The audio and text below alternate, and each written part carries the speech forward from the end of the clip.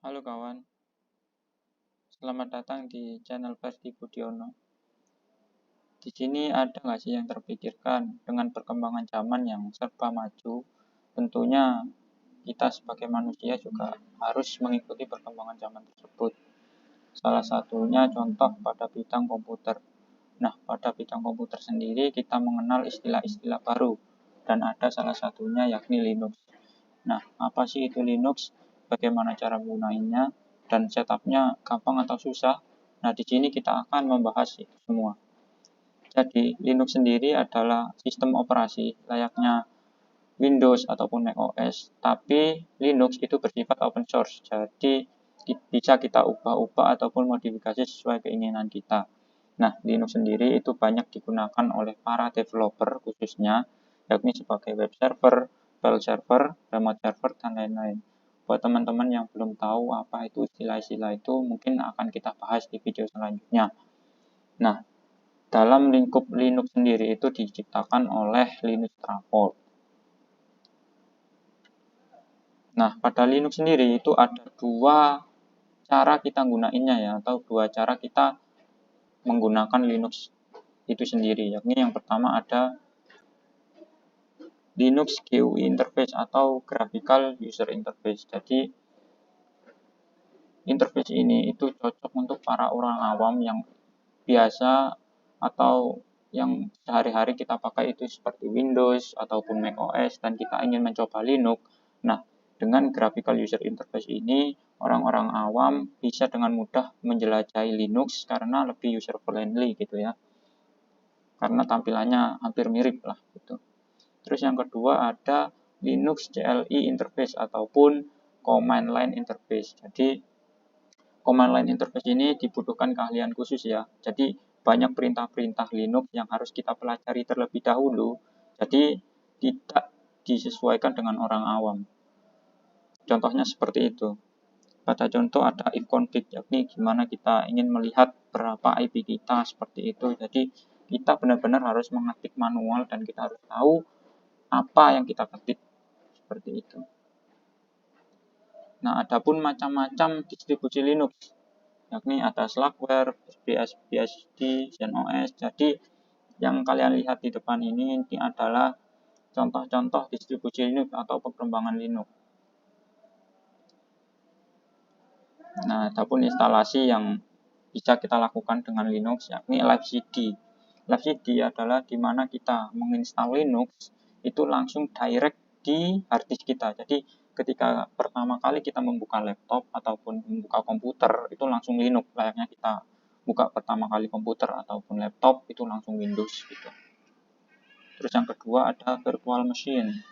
Jadi di virtual machine ini kita butuh yang namanya software tertentu yang seperti contoh ini pada gambar itu VirtualBox ya.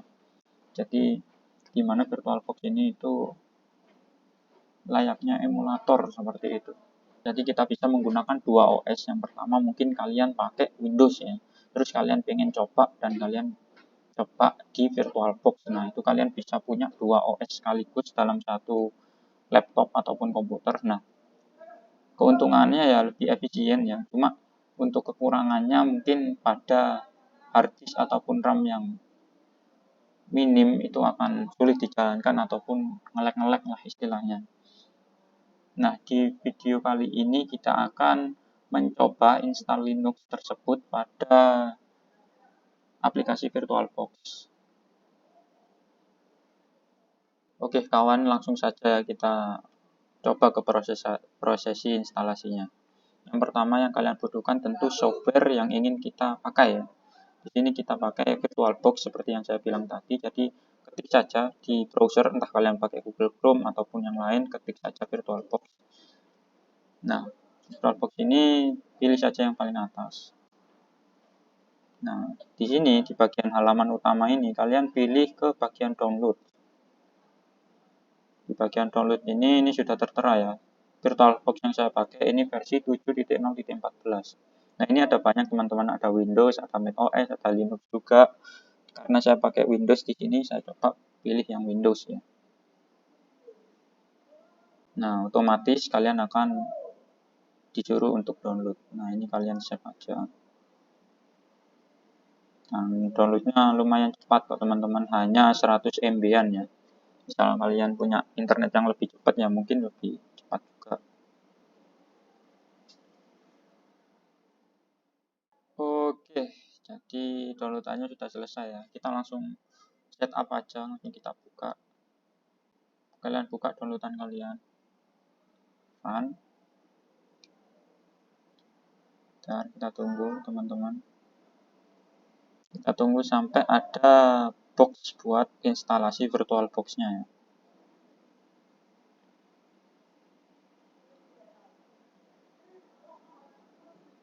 Jadi instalasi VirtualBox sendiri itu mudah teman-teman. Seperti layaknya kalian install aplikasi-aplikasi ataupun software biasa di Windows kalian. Nah, di sini ada beberapa ketentuan ya. Jadi VirtualBox yang versi saya ini 7.0.14 itu butuh Microsoft Visual C++ 2019. Jadi kita harus install itu terlebih dahulu. Kalau kalian belum punya, download dulu. Ketik saja di sini Microsoft Visual C++ 2019. Setelah kalian cari, kalian pilih aja salah satu. Di sini saya pilih yang up to down ini ya. Nah, di sini kita download aja terlebih dahulu. Dapatkan versi terbaru, kita unduh ya teman-teman.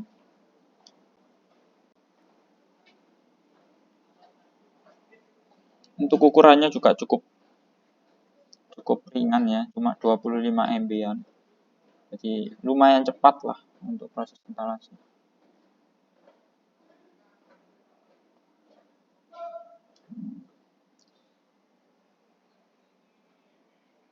Jadi lumayan mudah untuk proses instalasinya.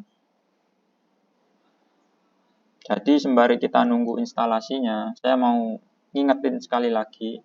Jadi aplikasi VirtualBox itu sendiri itu adalah aplikasi di mana kita membuat OS baru di dalam OS yang sudah kita tentukan. Jadi kita bisa punya dual OS ketika kita pakai gitu ya. Jadi bisa efisien gitu. Jam pindah file ataupun itu. Jadi kita tidak harus restart, terus kita pindah ke Linux. Jadi kalau kita langsung pakai VirtualBox itu kita bisa bergonta-ganti OS dengan cepat. Perlu satu unduhan lagi supaya kita bisa pakai Linux, yakni aspek utama. Untuk distribusi Linux yang ingin teman-teman pakai terserah, tapi di video kali ini saya ingin pakai Debian ya. Ketik saja Debian pada kolom pencarian dan pilih yang paling atas. Nah, pada Debian ini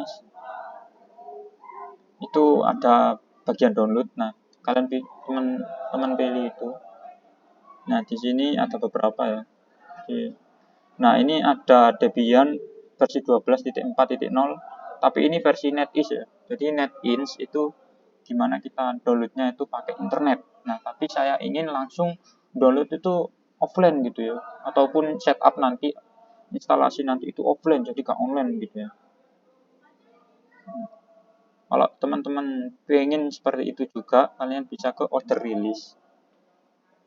Di order release, teman-teman pilih stable. Di stable, kalian pilih yang installation information, maaf. Nah, pilih yang full DVD set.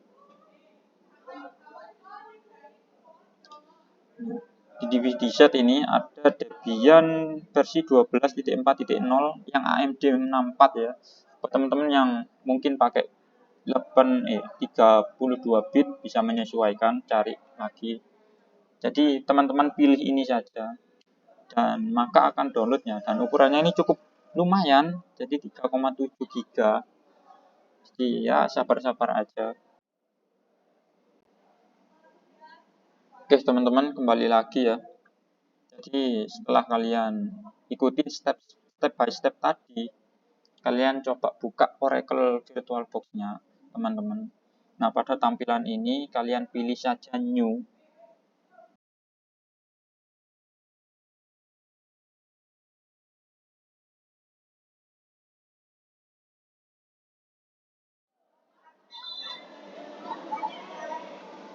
Setelah prosesi tadi sudah kalian jalankan ataupun kalian lakukan, kita buka Debian ini ya, ataupun virtual machine ya. Kalau bahasanya. Coba kalian buka yang sudah kalian buat. Kita start aja.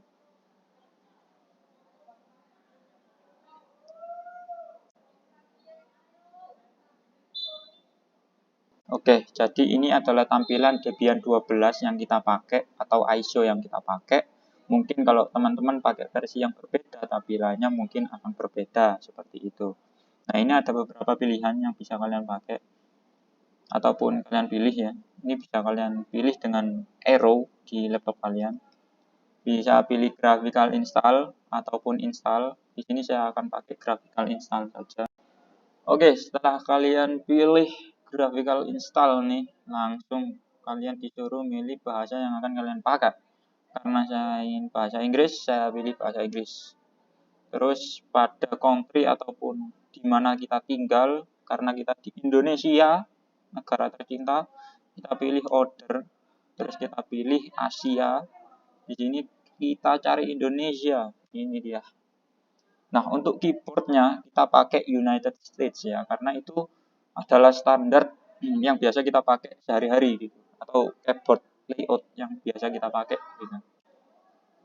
Untuk keymapnya American English.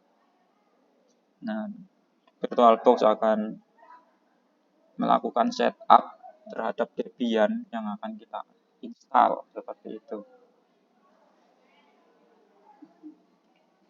Oke, kita lanjut ke hostname. Hostname sendiri terserah kalian mau pakai nama apa. Karena ya terserah. Saya di sini pakai Ferdi Budiono. Kita continue aja. Dan untuk domain name-nya ini terserah. Kalau kalian pakai wifi langsung terdeteksi otomatis kalian pakai wifi apa ya. Di sini saya pakai tenda wifi seperti itu ya. Kita continue aja terserah. Kita ngikutin alur aja. Nah, root password itu untuk password dimana kita user privilege ya. Jadi dimana kayak layaknya di Windows. Di Windows itu ada user biasa sama admin atau administrator. Jadi sama halnya kayak itu. Di Linux itu ada user biasa sama user root. Nah, user root itu butuh yang namanya password. Nah, kita setting di sini. Terserah kalian pakai password apa. Sesuai kebutuhan kalian. Kalau mau lebih susah ya monggo kita re-enter lagi, kita masukkan. Nah, kita continue. Nah, ini adalah full name of the new user. Jadi, kita pilih nama yang ingin kita pakai saat menjalankan Debian-nya. Di sini saya pakai nama saya saja, Ferdi Budiono. Kita next saja. Nah, ini menyamakan saja, kita enter saja. Nah, ini untuk password user biasa ya. Beda sama tadi. Mau sama kayak yang root tadi ya, mboten nopo-nopo, monggo. Kalau saya ya saya samakan saja biar tidak lupa. Kita continue lagi. Nah, untuk waktu ini sesuaikan dengan wilayah kalian ya, karena saya tinggal di Jawa, saya pilih yang Java ini. Nah, maka Debian akan mendownload resource yang kita butuhkan nantinya. Layaknya seperti jam kayak gitu. Nah, masuk ke prosesi partisi disk. Di sini ada banyak. Kalian bisa pakai GUID kalau kalian masih bingung. Di sini, tapi saya pengen pilih manual. Nah, di sini terbaca 20 GB karena pada awal setup ataupun instalasi tadi ya, kita pilih yang 20 GB. Kita langsung pakai standarnya VirtualBox ya. Kalau teman-teman mungkin diganti 40 GB ya mungkin ini bakalan berbeda seperti itu. Nah, di sini kita pilih saja. Kita enter. Di sini disuruh create new empty partition table on this device. Yes. Kita yes saja. Maka di sini ada kurang lebih free space 20 GB karena saya pakai 20 GB ya. Nah, di sini teman-teman enter lagi, kalian pilih create new partition. Nah, di sini menyesuaikan teman-teman mau berapa? Mau 20 GB untuk semuanya, ya monggo. Tapi saya pilih di sini 15 GB saja ya. Ini saya pilih yang primary, terus saya pakai ke beginning. Nah, di sini kalian down aja. Down. Nah, Bang, kok 15 GB kan totalnya 20 GB? masih ada sisa dong. Nah, di sisa ini kalian enter lagi, kalian create new lagi, kalian continue lagi, dan usahakan kalian tadi pilih primary kan ya. Kalian sekarang pilih logical. Nah, maka di sini akan terbaca sebagai home kita. Jadi yang tadi itu file root, yang ini file home, seperti itu. Kalau mungkin teman-teman bingung ya, mungkin primary itu adalah file system, logical adalah file home kita untuk user yang akan kita pakai itu. Gitu. Kita finish. Do you want to return to partition menu? No, karena kita sudah yakin ya. Terus write the change to this, yes. Kita tunggu lagi karena instalasi ataupun install ulang itu memang dibutuhkan keahlian sabar, teman-teman. Karena kita menunggu proses instalasi tersebut ya.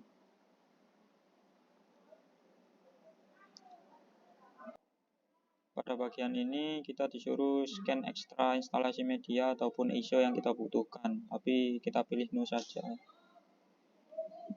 Network mirror no. Kalian enter saja.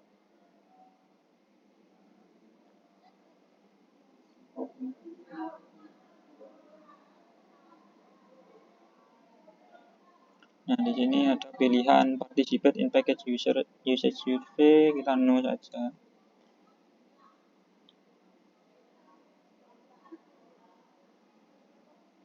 Nah, pada bagian ini menyesuaikan dengan kebutuhan teman-teman. Kalian pakai Debian desktop environment apa, kalau meskipun kalian nggak pakai pun nggak apa-apa, kalian pasti bakalan langsung disuguhkan dengan CLI, command line interface yang sudah saya jelaskan tadi. Tapi karena sini ada banyak ya, ada Genome, ada XPSI, KDE Plasma, seperti itu. Tapi di sini kita pilih yang Genome saja. Langsung kita continue, teman-teman.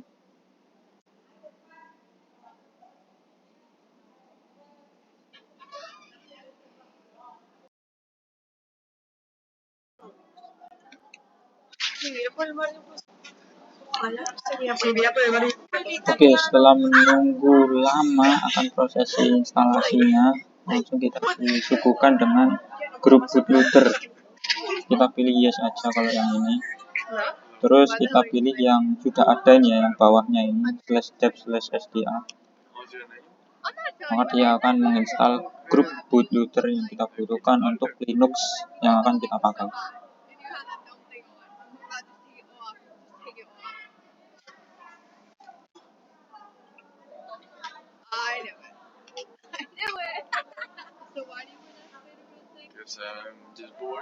Jadi ya kita tunggu lagi. Saya rasa ini step terakhir ya, karena dia akan finishing the installation.